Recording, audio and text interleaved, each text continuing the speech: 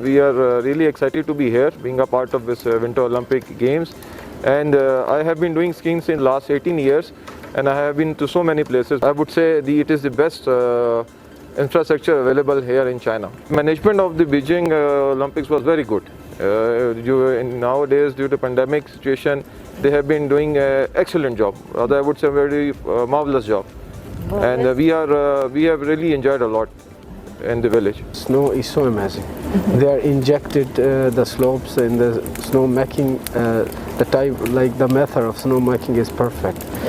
It is perfectly standard of the world, and it is I would say it is touching the top line of the world, and also the accommodation, village, everything is perfect. I feel because the volunteers, all the Chinese people, they are welcoming, like warm-hearted there, so I feel so comfortable here than the last Olympics.